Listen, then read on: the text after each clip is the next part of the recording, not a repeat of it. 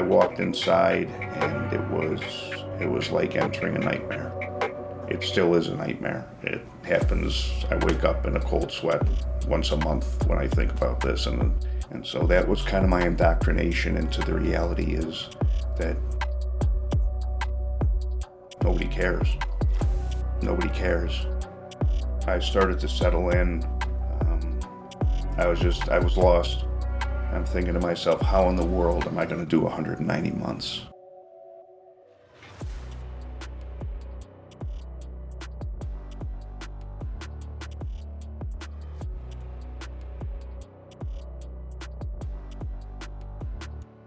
I wanted to be a King County Sheriff's Deputy since I was 4 years old. And my mom reminded me of that while she was still around, that I proclaimed that at a town festival after I probably saw a couple of sheriff's deputies walking around. And I never lost sight of that goal.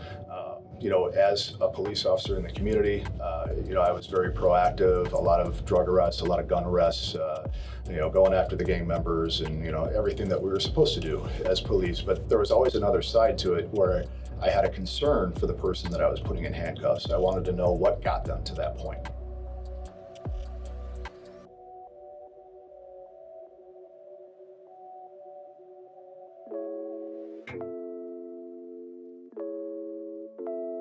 I was born in Chicago on the south side in an area known as Bridgeport.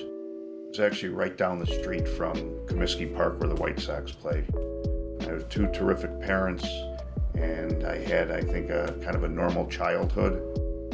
I went to public school up till the time of high school and I got in trouble, and for that I ended up going to an all-boys private school. When I graduated college, I returned to Chicago and I took a job in the financial services field, and after a couple of years I was promoted to be a branch manager, and I decided that I wanted to open my own company. And I operated that company for almost 15 years.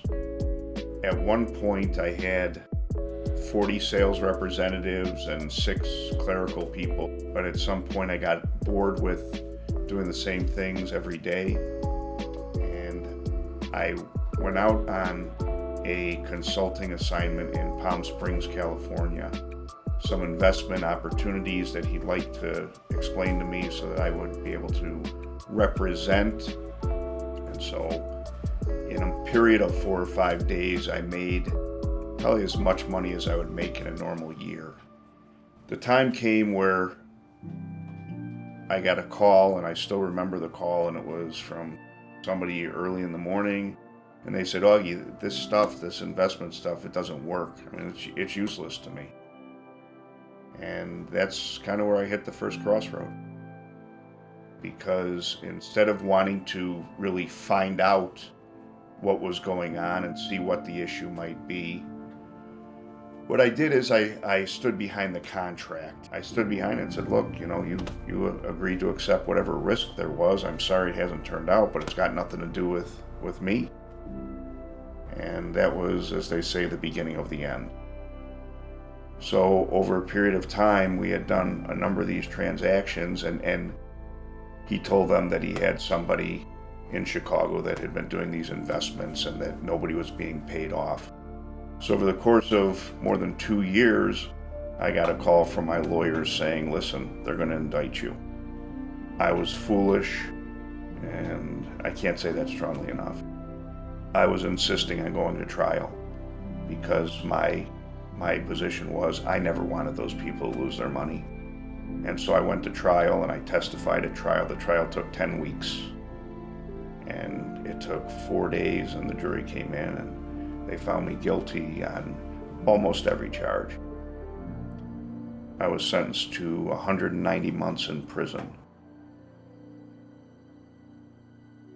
You think about sheriffs from the 1800s. Their entire role was to support the people in their community, not have an antagonistic relationship like what has been built over the last few decades, and keep the bad stuff out. And I was put into this cell, and there was a guy sitting in the cell on the bed, and he was covered and tattoos.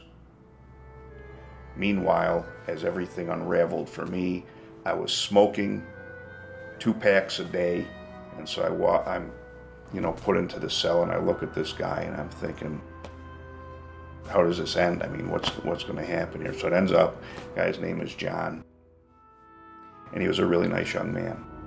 And so we spent 4 or 5 days. There was a food strike going on, and so that's prison talk, but a food strike is a big deal because everybody gets locked in place.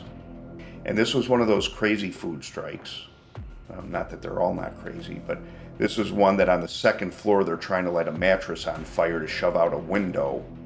Couldn't call my kids. I told them I would call them and make sure that they know I was okay. Couldn't call my parents. I knew my mom would be out of her mind worrying about me. And it actually took 10 days to be able to make a phone call. When I got put out of the hole into a regular dorm, I'm laying on the top bunk, and I'm just in there, and somebody comes up and says, "Hey, new guy, somebody's at the door for you." And there's a guy sees me. I'm obviously the new guy. I don't have a uniform yet. And so he reaches out to shake my hand, and he slips like 3 or 4 cigarettes into the palm of my hand. And he said, "Those are from John." So I said, No. And he said, "No, John wants you to have these, and he told me to tell you that you can have as many as you want." I said, "No, I can't. I've been quit now for 4 days. And the truth is, I just didn't want to get in any more trouble." The first thing they take away from you is your phone privileges, and that was my lifeline. That was my lifeline to my family. And outwardly, I was angry at people that I felt had betrayed me.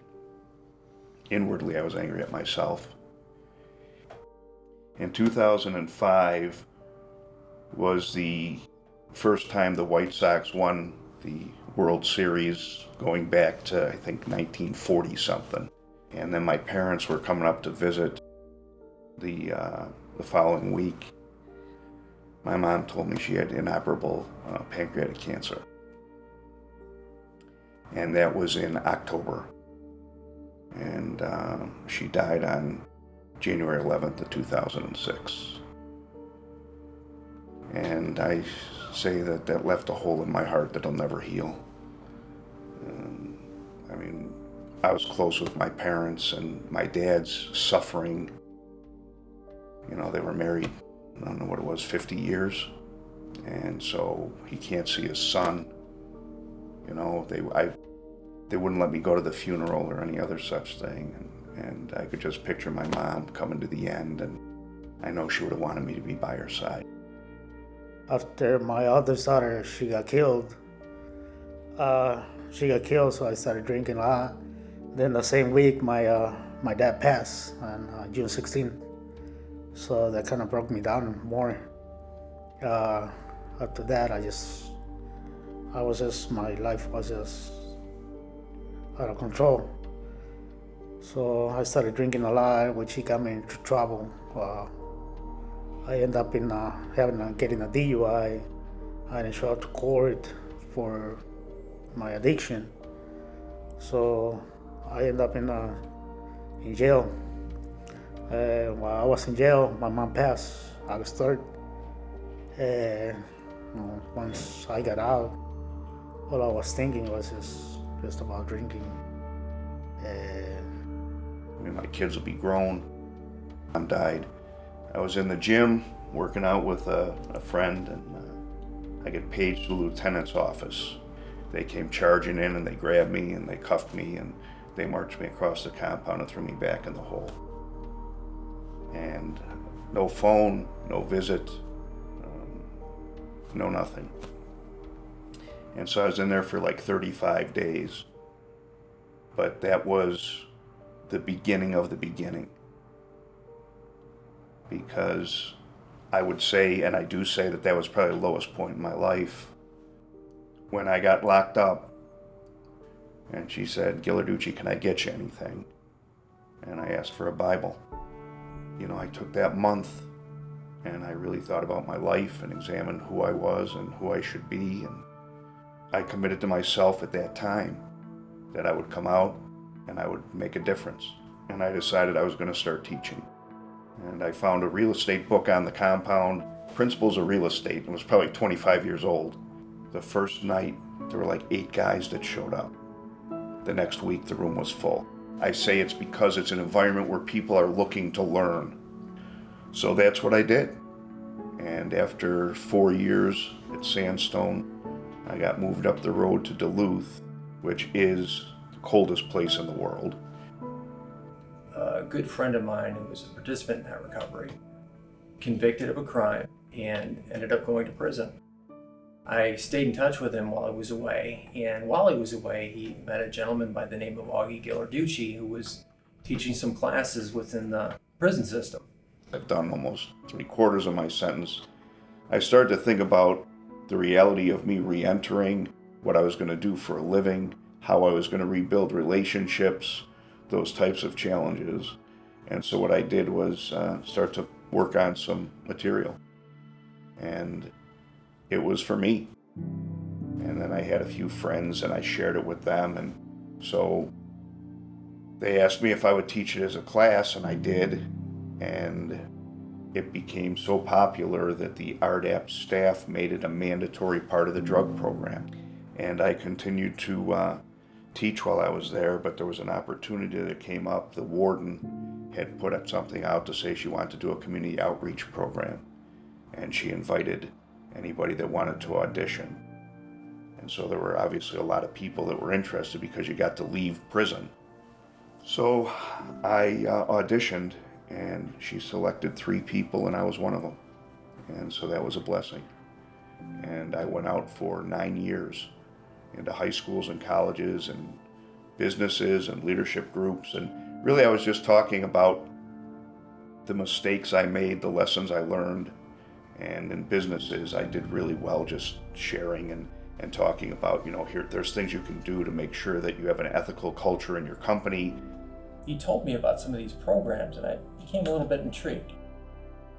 Specifically, he had one on ethics, which I thought was, I could probably use that because my background is in risk management and insurance, and I thought my clients would benefit from a program that talked about ethics, especially from someone who is teaching it from the standpoint of a person that's straight as path. So I knew I had something, but I didn't know what I was going to do with it, but I knew I had something. After my friend got out, and shortly thereafter Augie got out, I had an opportunity to meet Augie. And he was talking about these programs that he was doing in prison and about the problems that the people he knew when they got out and came back. He realized that they didn't want to come back, but they weren't prepared to leave. My cousin invited Augie to come meet about our real estate development and construction business. And we wanted him to be part of our management team, our leadership team.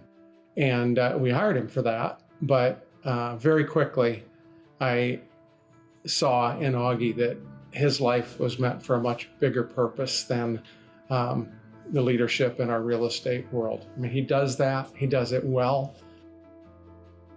And he told me stories about other individuals that he knew that had struggled, and they didn't have those resources. So I can only imagine what it was like for those people when they got out. And really, as a taxpayer, it kind of upset me, because here we were incarcerating these people, but then setting them up for failure. So how are they going to get a job? How are they going to be able to improve their lives? They weren't. And that bothered me. It was very clear to me that his lived experience, putting that into practical terms for others, was going to help an awful lot of people. The idea of giving a process and life skills to people to give them the best chance to succeed once they got out. A blueprint. Because we're there to guide them. We're not there to provide pity. We're there to provide help. To provide accountability, to provide some personal responsibility. That with that comes dignity. And with dignity comes success. One of the first things Augie impressed on me was, Bob, we want to help a lot of people to ensure that we're on the same page, that it always needed to be about helping people who were seeking second opportunities. It's people who are coming out of incarceration, but it's people who are coming out of addictions. It's people, maybe they're veterans who have dealt with a lot of trauma, but they're looking for help in the next opportunity in their life. So at that point, that's kind of when Second Opportunity was born. Well, thank God. I'm here. I'm sober. Been sober for 6 months already. It's preparing me to go back up in the world, start my whole life again. A new beginning, a new chapter of my life, start a new family. You know, I was on the street before then, drugging and using and dealing with the street life. And if you're going to commit crimes in my community, we're going to go get you. When you come into my custody, that's the other hat. I'm the custodian of the county jail by statute, and it's called a correction center. And I am intensely committed to reforming folks and making sure that they don't go out and create more victims and create more crimes. And the data says it all. The way we do it works. And some people say I'm too soft on crime. I would argue that this is the hardest on crime a sheriff could ever be. I came here with nothing. I'm talking about just me, I got my license, got my birth certificate. Also, he was talking about how we can get jobs, learn how to save our money, bank accounts, teaching us how to have patience with what we're trying to achieve in our sobriety, don't rush it. Because our philosophy was always, people enter the criminal justice system down one of three channels. It's mental health issues, it's addiction issues, and then the third one is lack of opportunities. So when we set forth to accomplish this goal and really reform people, treat them, triage them, and return them to the community as a productive adult, we came across Augie, who had an outstanding program, and my philosophy at the time was, look, let's throw everything at the canvas and let's see what sticks. And some programs have fallen off, some programs proved not to be as successful.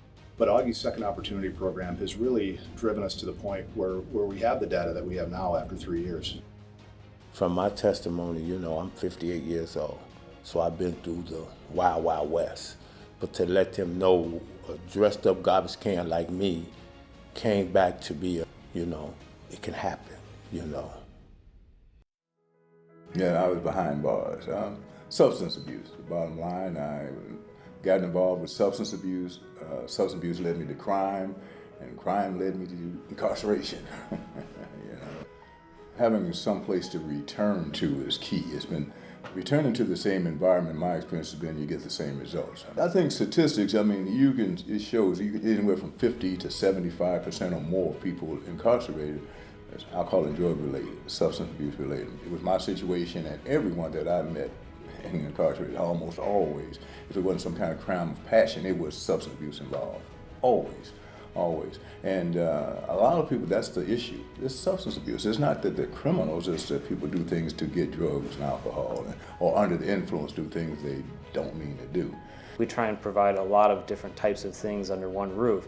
And so we saw the opportunity with Augie, and we loved their energy when they came to talk to us and said, this is exactly the direction that we want to go. I didn't think it would go this smoothly.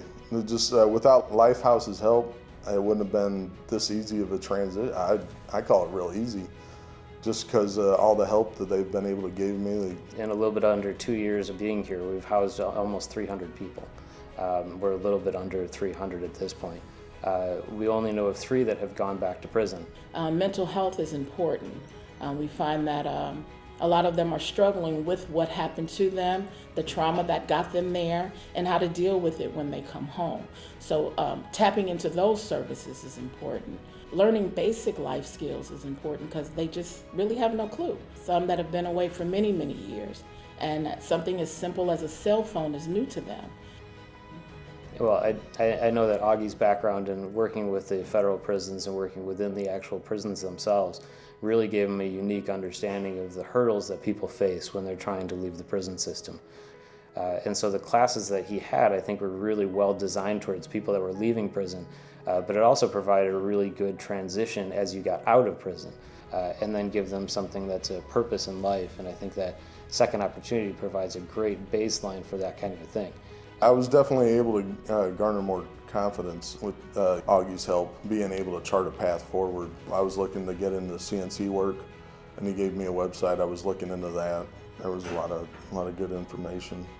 A mom or a brother or a sister will stop me at a restaurant or a store and say, hey, Sheriff Hain, my son, my daughter, my father was in your custody and they're out now and you completely changed their lives. To get a job or anything. And so those programs didn't exist. And really, that's how this started. The Second Opportunity model started, that I was trying to plan for my own reentry.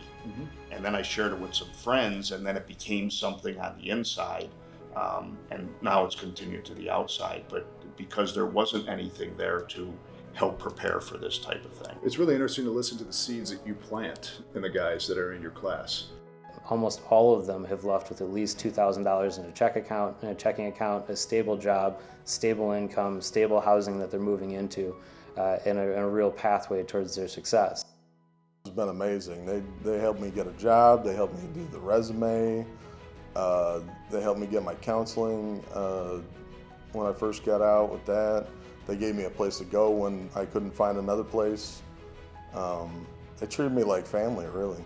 In the community, Lighthouse Recovery provides continued addiction counseling, continued Suboxone treatments for free to everybody. So you don't have to worry about that insurance issue, which so many people struggle with. And of course, we couple that with our diversion programs that provides them that vocational support and job placement. So people are reentering the community with that opportunity that they never realized existed. And that's how we get to where we are today, with the reduction in recidivism, the drop in opioid overdose deaths. We're one of the few counties in the nation that during the 2020 pandemic reported a reduction in overdose deaths in the community. And we believe that we're a strong part of that. It is vital to have continued programming upon exit. So historically and quite commonly across our nation, people are just warehoused in prisons and jails, and they're given zero opportunity to improve themselves. I thought it'd be a real struggle when I got out. I think if I would have went anywhere else, it would have been way more difficult. But it's really by the grace of God. It's no way that I thought my experience going through the criminal justice system will someday become an asset where I could articulate it in a way that doesn't demonize punitive action for wrongdoing, but can say some of the actions are unjust. I couldn't even imagine myself sitting in the Rose Garden being selected by the White House to work on criminal justice reform and on preventing violent crimes in our most vulnerable communities. And I think what we've seen is we tend to look at the what a person did and not the why. And so I think why programming is important. It gives individuals an opportunity to discover the why. Why did I do this behavior? But then it also gives you an opportunity to begin to correct those behaviors yourself. So it's simply providing people the tools to help themselves. And the sooner you allow an individual to begin to go through that process of self-discovery, then that is what true rehabilitation looks like. The biggest thing is you need major institutions to see that there's credibility behind what we're doing, that we're putting together top-notch products, that we have the ability to follow through with people. So that's what we're seeking to do. We want to make sure that it's well-funded to do the things that we say that we were going to do. So I tend to believe that the recidivism rate is a reflection on the system and not individuals. And so I think Second Opportunity is a perfect example of what's needed. What I see is once we're able to get our programming into more jails and into more prisons, is creating an attitude of positivity with those that are currently incarcerated. You kind of give them that very structured pathway and input on what life is going to feel like, number one, when they go back home, and two, how to handle it, how to manage it. You give them ideas. When I first got to the halfway house, it was like the second or third night. They had a van. They took us to the Target downtown. Walked in. So for 13 years, I had two choices: deodorant or antiperspirant. Circle one. I walk into the deodorant aisle in Target, and there's 100 different choices. I was overwhelmed. There's still going to be fear, of course, and there's still going to be an adjustment period, but they know what they want to do next. But I believe that they need somebody to help them on that first step. That's the role that Second Opportunity is trying to play, is to to appeal to those that really, I don't want to come back. I don't want to ever put my family through this again. I think the sooner we can put these programs in front of individuals, especially programming that's led by individuals who have been in that situation, like the more valuable it can be. And then also it helps individuals with their trajectory towards rehabilitation and ultimately towards their release. And that's going to lead to better families, better successes. And as a secondary thing, less crime, less victims of crime, better lives for more people.